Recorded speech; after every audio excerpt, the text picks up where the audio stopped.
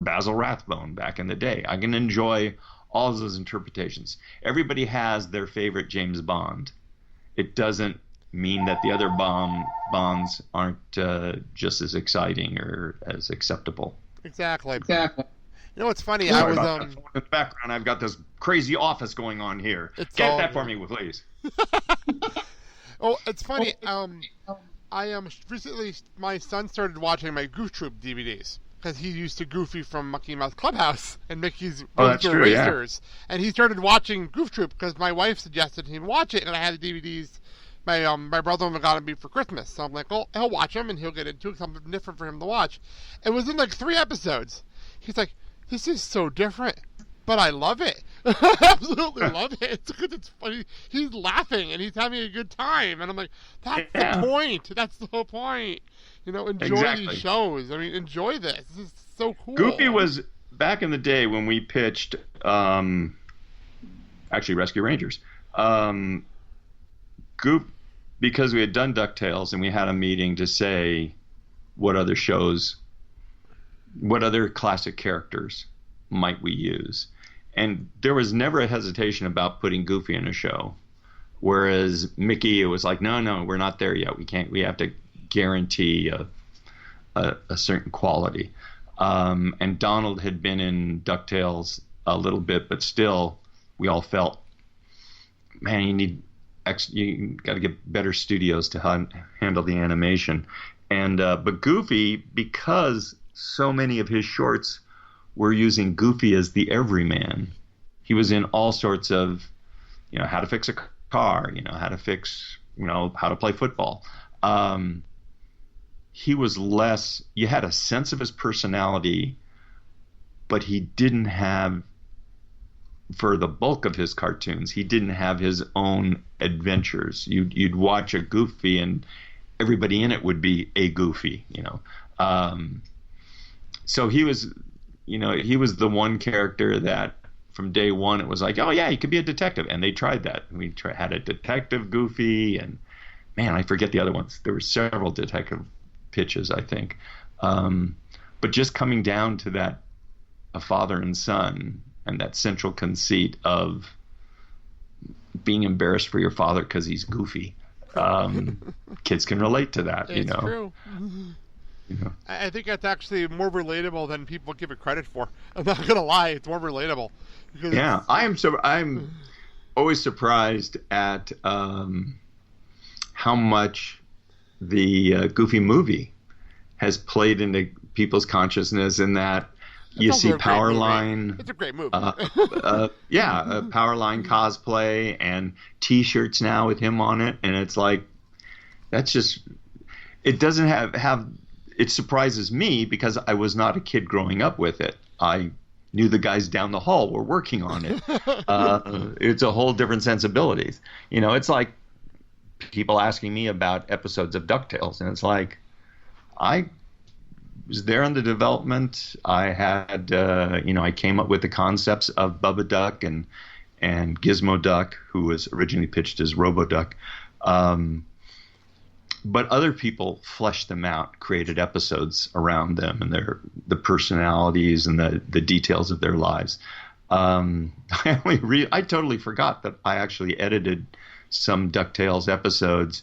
I found a publicity release about the DuckTales Valentine special, and it was like written by Len Yulee, and Len is talking about how I worked with him and what the direction we wanted to go. And I said, I totally forgot that. So anyway, fans expect me to know every detail about every episode. It's like that Captain Kirk thing. I don't say get a life. I just have to say it wasn't my life. And even,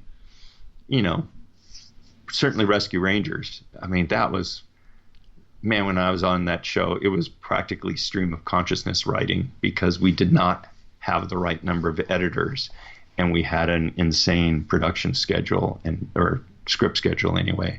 And, you could tell me all sorts of things. I assume it would come back to me in some way, but, that was like, got that script out on Monday. Oh, the script's due Friday. It just, was an insane production schedule, which, by the way, is, now they have schedules. I'm not saying they're cushy by any means, because their appetite, their ambitions are so much bigger.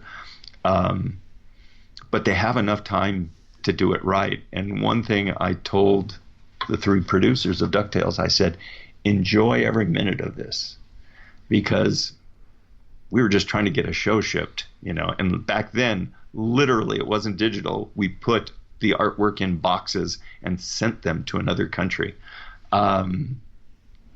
We were just trying to, maintain that schedule and have the most fun and create the most entertainment that we could. What the guys are doing now is they are aware of what they're doing. They're aware of the iconic status of the property. It's like doing another Star Wars film, or for that matter, if you're doing a James Bond or Sherlock Holmes, probably more Bond Star Wars than Sherlock Holmes, in that there's a fan base out there, and they're expecting, or like, oh, you're getting to do a Marvel movie or Wonder Woman or something. It's special. And because they're all fans, standing in on that panel, in front of that crowd, it was like they're excited for everybody in that room to see what they've done, and it's a different vibe to doing a show when you're under that kind of pressure and excitement, and the bar you're holding things up to are much higher than even the fans realize. Yeah, it's funny, and you just mention it. I don't think at the time, and I don't think I realized at the time how special the Disney afternoon truly was. I honestly don't think people realized it at the time, even fans. And now I'm looking back, and I'm like, that was a great time. That was such a great time of television, a great kind of the TV shows. So I'm glad one of them's coming back, because it was such a great time. It was such a rare time. Well, back then, I'd say the things that made our shows different was the cliche of the Disney heart, that to try to put not a lesson in a show, but to make the episode about something, and specifically with Darkwing, to actually have that heart, the relationship between Darkwing and Gosalyn at the center of the show, made a huge difference. And I have now seen fans cry, saying how important this was to them, because that was an anchor to them, because their home life wasn't as sad to say, wasn't as smooth as Darkwing's, which is real scary to think about. Weird, yeah, that's weird. But again, I think that made it a little different, giving a little more sense of story. We really were kind of making mini features in some ways, and again, I wish I had more of that sensibility as we were going through. But with Darkwing, and I said at the time, my goal was to take the sensibilities of a 7-minute short and make it 22 minutes long and give it heart. And that's what we were trying to do with Darkwing.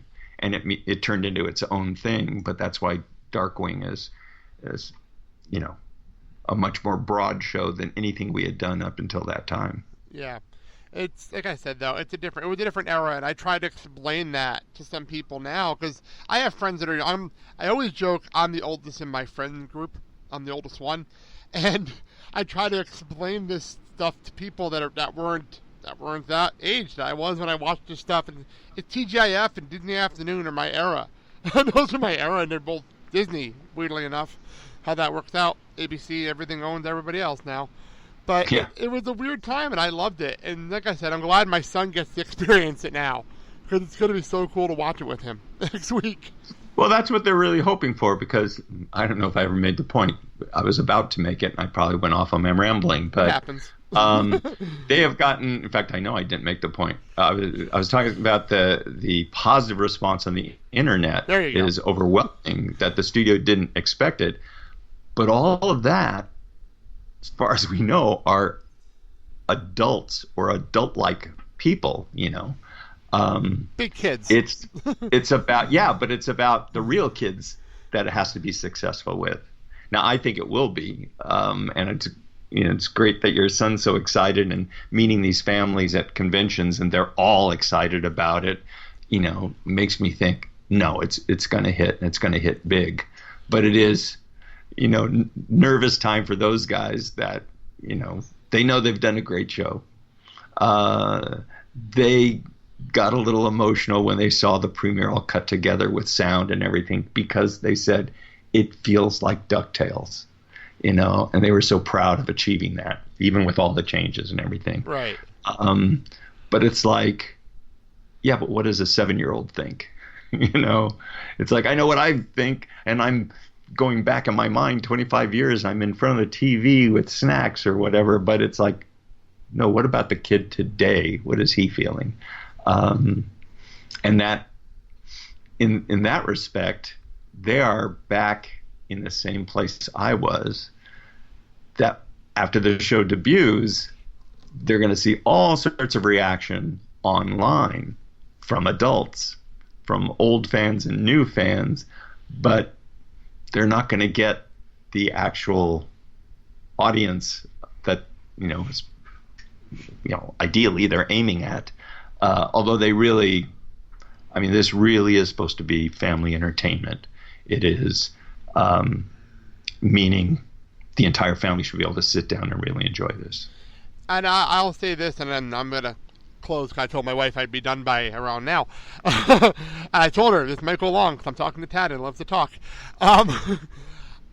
This is a lot like, for me, like Star Wars Rebels, where that show came on, and I was excited as the Star Wars fan, and my son really wasn't into it. But we watched one episode, and we haven't missed an episode since. It's been appointment television for us. Every time it's on, we watch it every week when it's on. I have a feeling DuckTales is going to be that for us now. Appointment TV, something that doesn't happen very often at all, period. Appointment TV is not a thing in 2017, but to say that word again, it's going to be great. I have a feeling it's going to be me and him again for this show. So, well, on that note, Ted, thank you. Thank you so much for taking. I know this is the last minute thing when I asked you, and thank you so much for coming on. Not a problem. I realized I didn't really talk about my shows. Then that's okay. I'm kind of talked out about them. I am so excited for this thing. I assume you'll still be able to dig down into the scroll down on my Facebook page or on Twitter, and you'll see those things I've posted and get a little nostalgia hit out of it. Exactly. And see what my living room rug was covered with. Hey, you know what? Sometimes you got to do it. You got to do it, and it made me happy. I'm not going to lie. So, all right, Tad, thank you so much. I greatly appreciate taking time out. This is a lot of fun, like always. Thank you. Oh, you are welcome.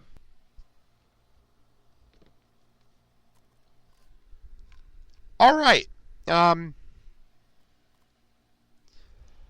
right, that's it for the show. Our show is part of the Filling the Void Podcast Network, available on iHeartRadio, Stitcher Radio, Spreaker Radio, Apple Podcasts, Google Play, Player FM, TuneIn Radio, and SoundCloud. For more information, go to theblakeandsalshow.com, our Facebook, Twitter, and Instagram pages, and comment and leave a review, rating and review, and we will read it here on the show. Next week, Sal will be back, I'll be back, and we're going to be doing our SummerSlam preview show. I'm excited for this. The SummerSlam preview show. SummerSlam headlined by Brock Lesnar defending the Universal Championship against Samoa Joe, Braun Strowman, and Roman Reigns, and Jinder Mahal defending the WWE Championship against Shinsuke Nakamura. We'll get into that and TakeOver. I'm going to bring Mark out and we're talking about Ring of Honor and other stuff like that. That'll be on next week's show. Hope you enjoyed this interview today. I'd like to thank again Tad Stones for coming on. I greatly appreciate it. All that being said, I'm Blake. Sal will be back next week. You've been listening to